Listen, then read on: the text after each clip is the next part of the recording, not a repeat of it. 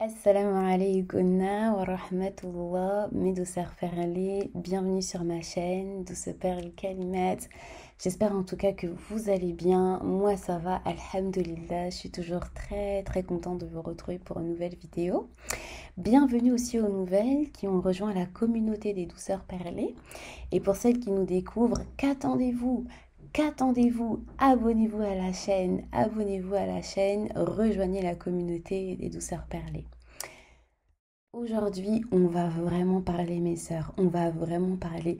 Posez-vous, prenez un thé, prenez un cahier et un stylo. Vous allez noter tout ce que je vous dis, toutes les erreurs à ne pas faire quand vous êtes une femme musulmane célibataire.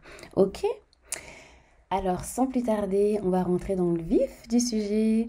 Et ce qui m'a donné envie de faire cette vidéo, c'est que je vois énormément de sœurs autour de moi commettre certaines erreurs. Pareil quand on m'appelle pendant les entretiens téléphoniques, parce que je donne aussi des entretiens téléphoniques gratuits aux sœurs qui auraient besoin de quelques conseils, etc., etc. Et du coup, subhanallah, parfois j'écoute vos histoires et je me dis, mais parfois vous êtes vous-même responsable de votre célibat. Parfois vous allez dire, oh mais j'ai des blocages par rapport au mariage, j'arrive pas à me marier, à chaque fois que j'entreprends une affaire avec un frère, ça ne marche pas, ça n'aboutit pas. Eh bien sachez mes sœurs que parfois vous en êtes responsable. Et aujourd'hui je vais vous parler des erreurs, c'est pour ça que j'ai prénommé cette vidéo, les erreurs que font les femmes musulmanes célibataires pour trouver un mari. Donc let's go, c'est parti. La première erreur que tu fais en tant que femme musulmane célibataire, c'est de tout raconter à tes copines. C'est de tout raconter à tes sœurs filles. Un homme vient demander ta main, ou bien tu es en affaire avec un homme dans le but de te marier avec lui. La première chose que tu vas faire, c'est de prendre ton téléphone, d'appeler Sherazade. Oui, Sherazade, je suis en affaire avec un frère, Allahumma barik. Tu vas raccrocher avec Sherazade, tu vas appeler Maryam. Oui, Maryam, je suis en affaire avec un frère, Allahumma barik. Tu vas raccrocher avec Maryam, tu vas prendre ton téléphone, tu vas appeler Aïssata. Oui, Aïssata, je suis en affaire avec un... Sachez que tout le monde n'a pas besoin de savoir ce qui se passe dans votre vie. Et souvent, subhanallah, vous appelez vos copines, mais parfois, vos copines aussi sont un peu jalouses de vous. Vos sœurs filles-là aussi ressentent parfois un sentiment de jalousie à votre égard. Et il se peut que, malheureusement, parfois, cette jalousie, elle prenne le dessus sur leurs émotions. Et du coup, parfois, elles vont mal vous conseiller. Je connais même l'histoire d'une sœur qui a fait muqabala avec un frère qui a appelé sa sœur, enfin, qui a appelé sa copine pour la conseiller. Et qu'est-ce qu'elle lui a dit? Elle lui a dit non, c'est pas un frère fait pour toi. Et quelques mois après, elle a fait muqabala avec ce frère. Est-ce que vous comprenez un peu ce que je veux dire? Soyez éveillés, soyez des femmes stratèges et discrètes. Quand vous faites vos affaires, faites-les dans la discrétion. Aujourd'hui, la concurrence, elle est rude, subhanallah. Il y a énormément de sœurs qui veulent se marier. Donc quand toi, tu es en affaire avec un frère, ta copine n'a pas nécessairement besoin de savoir ce qui se passe. Tu prends une sœur déjà mariée, voilà, que tu ne côtoies pas beaucoup, tu lui poses ton problème, tu lui parles du frère, tu lui demandes ce qu'elle en pense, pareil. Ou bien tu demandes à ta maman aussi. Tu demandes à ta maman aussi de te conseiller sur l'homme qui est venu demander ta main. Tes copines n'ont pas besoin de savoir ce qui se passe dans ta vie. Et franchement, ça, enregistre-le. Donc, soyez des femmes discrètes, d'accord? Gardez l'affaire en vous jusqu'à ce que ça réussisse. Et parfois, subhanallah, ça marche pas. Moi, je vais vous raconter une histoire. Il y a une sœur qui, subhanallah, à chaque fois qu'elle faisait le muqabala avec un frère, ça n'aboutissait pas. Premier, ça n'a pas abouti. Deuxième, ça n'a pas abouti.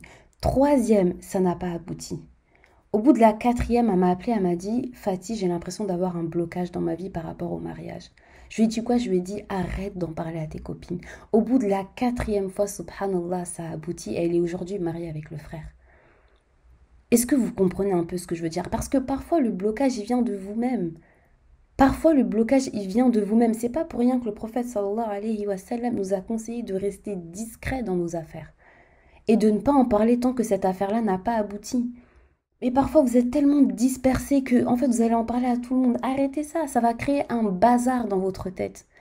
Ça va créer un bazar et des doutes et de la confusion dans votre esprit. Vous allez commencer à être confuse par rapport à cette affaire. Et c'est pas facile de trouver aujourd'hui un homme. Un homme qui va nous correspondre et à qui on va correspondre. Donc faites attention, sachez garder le silence lorsque vous entreprenez une affaire de mariage avec un homme. Tout le monde n'a pas besoin de savoir ce qui se passe dans ta vie.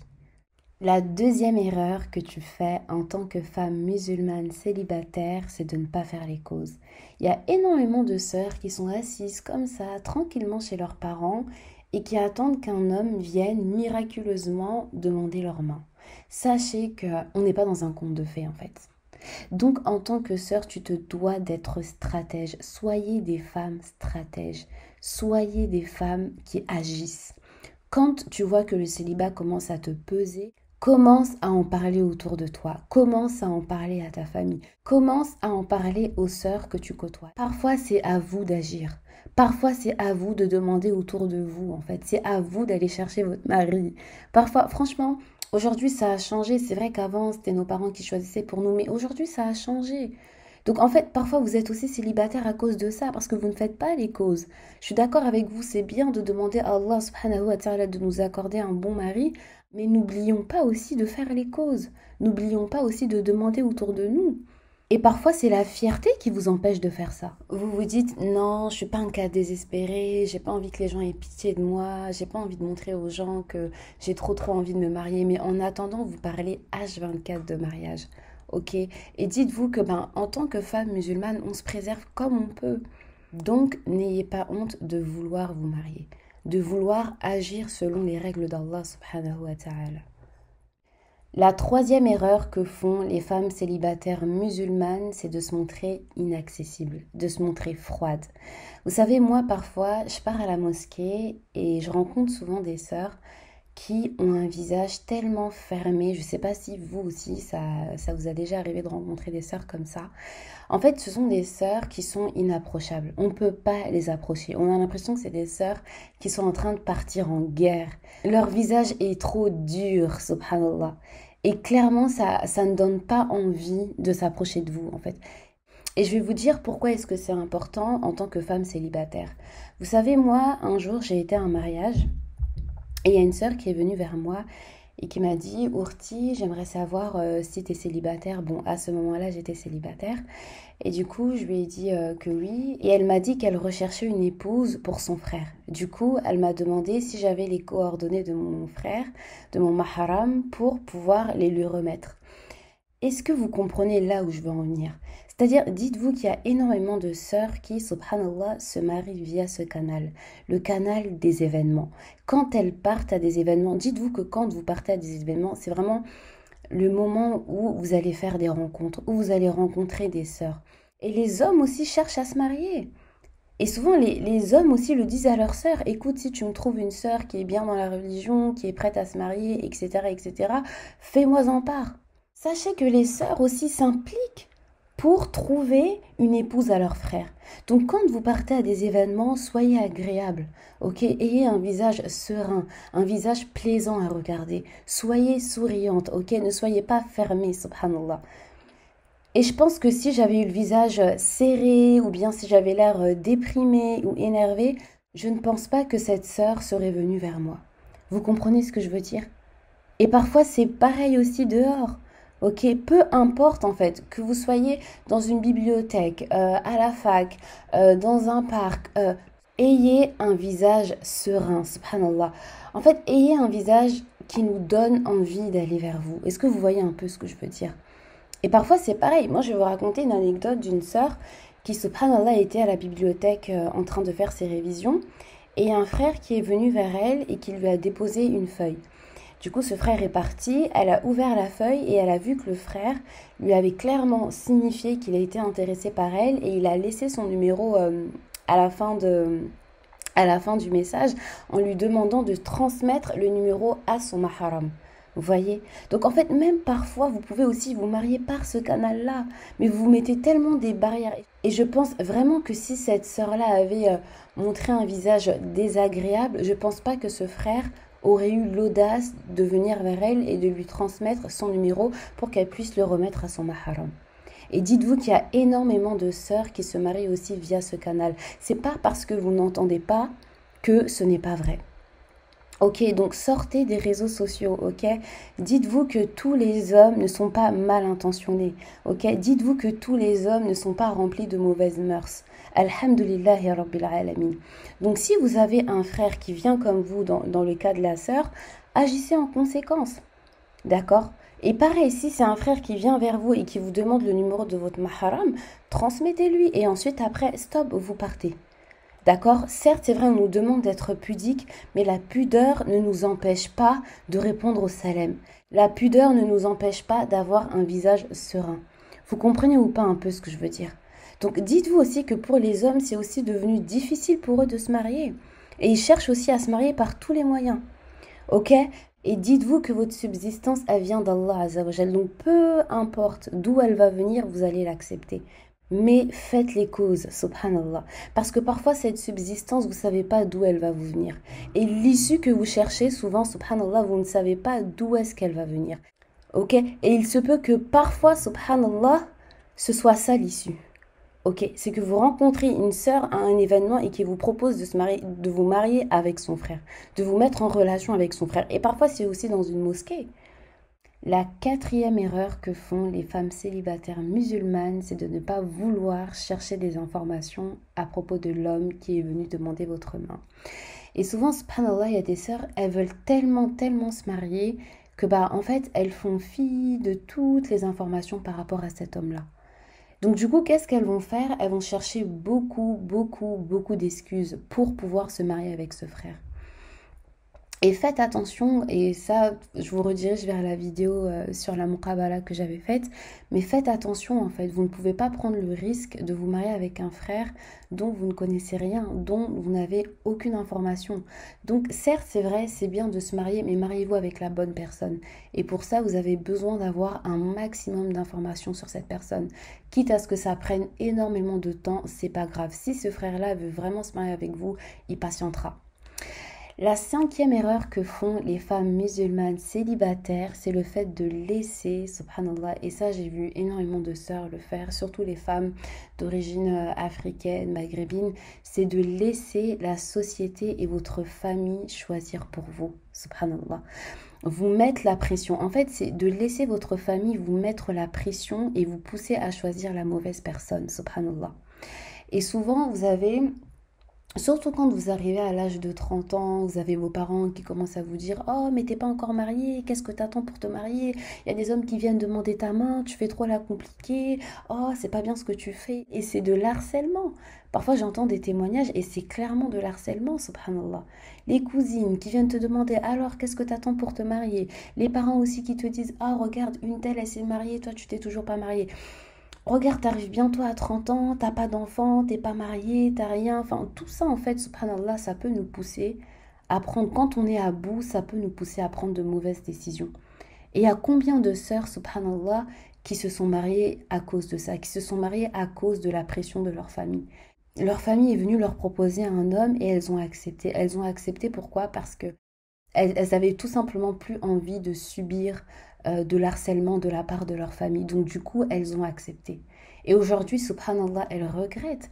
Et parfois, c'est pas seulement de l'harcèlement. Parfois, vous savez, il y a la famille qui va essayer de nous montrer, on va dire, beaucoup de bienveillance, beaucoup de compassion, beaucoup qui vont mettre énormément de responsabilités sur nous. C'est-à-dire, ils vont vous dire... Oh, mais si tu te maries avec lui, je vais être très contente, je vais être fière de toi.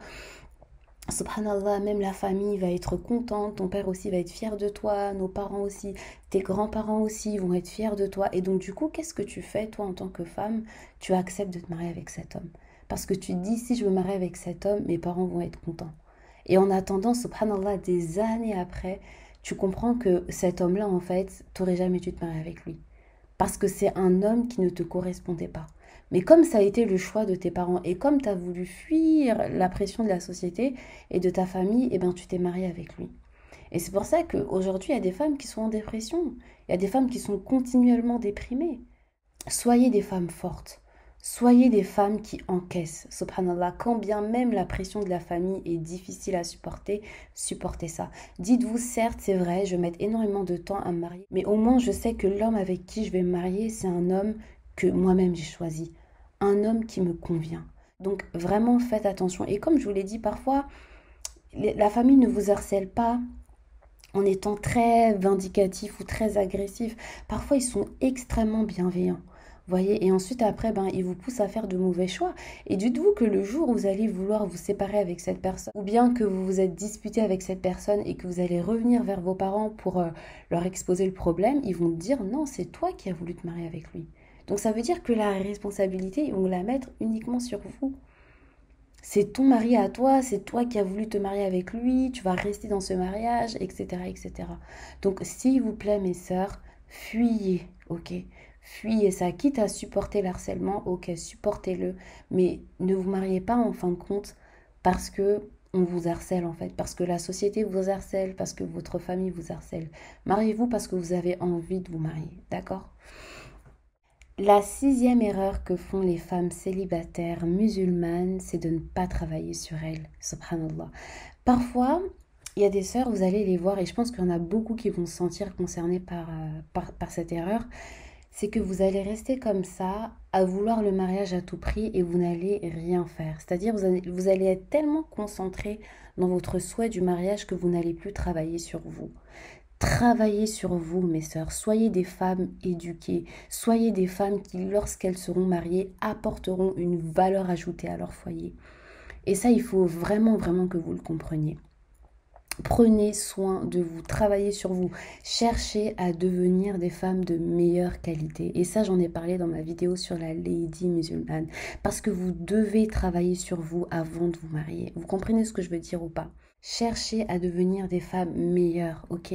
Des femmes sur tous les plans, même si vous avez pour projet de devenir des femmes qui restent à la maison, comme moi par exemple.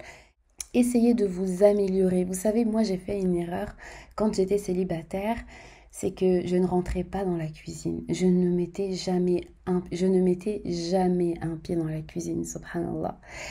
Et le jour où je me suis mariée, et en plus c'est marrant parce que à chaque fois, avant de me marier, ma mère elle me disait toujours Fatih, toi tu vas tomber sur un homme qui aime la bonne nourriture. Et je vous jure, mes sœurs, subhanallah, c'est la vérité. Aujourd'hui, je suis mariée avec un homme qui est vraiment exigeant par rapport à la nourriture. Et pourtant, je ne cuisinais même pas, subhanallah. Et vraiment, au départ, ça a été difficile pour moi parce que je passais toutes mes journées en cuisine. Mais vraiment toutes mes journées. Et je me suis dit, si vraiment j'avais écouté ma maman, j'aurais pas été dans cette situation aujourd'hui. Donc vraiment, faites cet effort en fait. Même si c'est une seule fois par semaine, prenez le temps de cuisiner. Prenez le temps, apprenez à cuisiner avant de vous marier. Vous avez compris ou pas? Donc voilà, j'espère que cette vidéo vous aura aidé. Bien évidemment, je ne dis jamais tout sur YouTube. Il y a aussi énormément de conseils, de stratégies aussi que je garde pour mes événements privés. Mais je pense que vous pouvez quand même beaucoup vous aider des conseils que je vous donne de manière régulière sur YouTube. Donc je vous dis à très bientôt pour de nouvelles vidéos, Inch'Allah ta'ala.